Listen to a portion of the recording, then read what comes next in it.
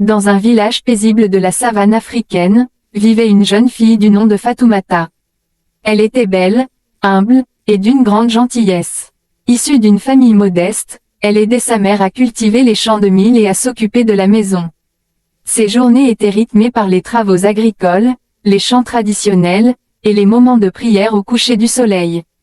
Malgré la simplicité de sa vie, Fatoumata nourrissait des rêves plus grands, et elle savait que son avenir pourrait être lumineux. Son compagnon depuis le lycée s'appelait Akissi. Jeune homme brillant et ambitieux, Akissi avait de grands rêves. Après avoir réussi son baccalauréat avec brio, il obtint une bourse pour poursuivre ses études d'ingénieur en ville.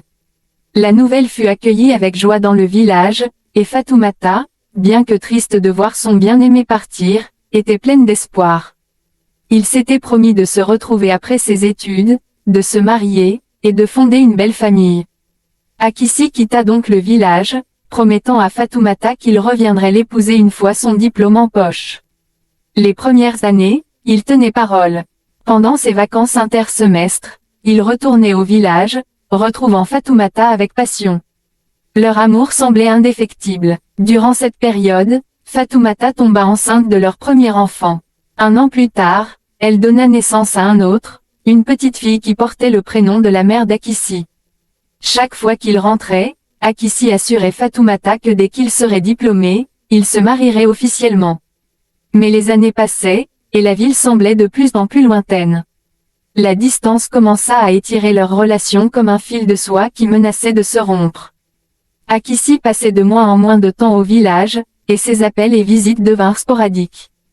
Fatoumata, restée fidèle, élevait seule leurs 2 enfants en espérant toujours que le jour de leur mariage viendrait bientôt. La communauté villageoise, bien que respectueux, commençait à murmurer dans son dos, questionnant l'absence prolongée d'Akissi et ses véritables intentions. Après cette longue année, Akissi obtint enfin son diplôme d'ingénieur. La nouvelle parvint à Fatoumata à travers des rumeurs, mais elle n'eut aucune nouvelle directe de lui. Elle attendait patiemment, pensant qu'il reviendrait bientôt pour tenir sa promesse. Mais à sa grande surprise, un jour, elle apprit par un commerçant de passage qu'Akissi avait épousé une autre femme en ville. Il l'avait rencontrée pendant ses études, et ils avaient célébré leur mariage dans le faste et le luxe, loin du village. Fatoumata fut anéantie par cette nouvelle. Elle ressentit une profonde trahison. Elle avait sacrifié ses années de jeunesse, espérant un avenir avec Akissi, le père de ses enfants. Malgré cela, elle tenta de le contacter à plusieurs reprises. Elle envoya des lettres, des messages, demanda à des proches de la ville de l'aider à entrer en contact avec lui, mais toutes ces tentatives restèrent sans réponse. Akissi semblait l'avoir complètement effacée de sa vie, tout comme il avait ignoré l'existence de leurs enfants. Les mois passèrent, et la douleur de la trahison s'atténua peu à peu. Fatoumata, bien qu'abandonnée, refusa de sombrer dans la désolation. Elle se consacra entièrement à l'éducation de ses enfants et à sa communauté. Mais le destin, aussi cruel qu'il semblait être, réservait encore des surprises à la jeune femme. Un jour, un groupe d'étrangers arriva au village. Il s'agissait d'une équipe de tournage venue filmer un documentaire sur la faune sauvage africaine. Parmi eux, il y avait un homme blanc du nom de Marc. Marc était un réalisateur passionné par la nature, mais aussi profondément ému par la culture africaine. Lors de son séjour dans le village, il fit la connaissance de Fatoumata. La beauté, la résilience et la douceur de la jeune femme captivèrent immédiatement Marc. Durant son séjour, Marc passa beaucoup de temps avec Fatoumata et ses enfants. Il apprit à les connaître, à comprendre leur histoire, et à apprécier leur mode de vie simple mais empreint de dignité. Marc se sentit de plus en plus proche de Fatoumata, et un lien fort se créa entre eux. À la fin de son séjour, Marc fit une proposition inattendue, il demanda Fatoumata en mariage. Il lui offrit une nouvelle vie, promettant de l'emmener, elle et ses enfants, en Europe, où il pourrait commencer une nouvelle existence loin des souvenirs douloureux d'Akissi. Fatoumata, d'abord surpris, prit le temps de réfléchir. Elle savait que cette opportunité pouvait changer la vie de ses enfants, leur offrir un avenir qu'elle n'aurait jamais pu imaginer. Après mûre réflexion, elle accepta la proposition de Marc. Quelques mois plus tard, Fatoumata, ses 2 enfants, et son nouveau mari quittèrent le village pour l'Europe.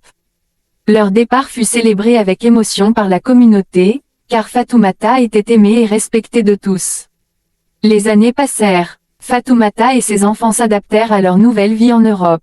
Les enfants grandirent dans un environnement où ils pouvaient s'épanouir pleinement. Fatoumata, elle, trouva dans Marc un mari aimant et attentionné, qui prit soin d'elle et de ses enfants comme s'il était les siens.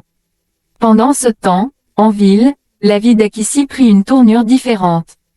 Sa nouvel époux, bien que belle et sophistiquée, était stérile. Ils essayèrent durant des années d'avoir des enfants, mais sans succès. Akissi, rongé par la frustration, réalisa peu à peu l'ampleur de son erreur. Il avait tout sacrifié pour une vie de luxe en ville, abandonnant Fatoumata, la femme qu'il avait toujours aimée, et ses propres enfants. Il se souvint alors des moments passés avec Fatoumata au village, et une profonde nostalgie s'empara de lui. Un jour, incapable de supporter la douleur de son choix, Akissi décida de retourner au village.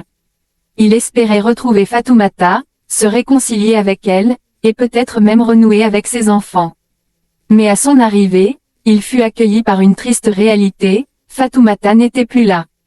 Elle était partie depuis longtemps, et tout le village connaissait son histoire avec cet homme blanc qui l'avait emmené en Europe. Akissi, seul au milieu du village qu'il avait vu grandir, n'eut que ses yeux pour pleurer. La femme qu'il avait trahie avait trouvé un bonheur qu'il ne pourrait jamais lui offrir. Il comprit alors que ses erreurs étaient irréparables. La vie de Fatoumata, elle, continua de s'épanouir. Ses enfants grandirent en Europe, bénéficiant d'une éducation de qualité et d'un avenir prometteur.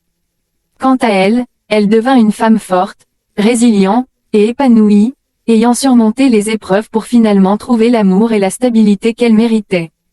Et ainsi, la roue du destin avait tourné, offrant à Fatoumata une seconde chance de bonheur, loin des trahisons du passé. J'espère que notre histoire vous a plu. N'hésitez pas de liker, de vous abonner et activer la cloche de notification. À bientôt pour une nouvelle vidéo.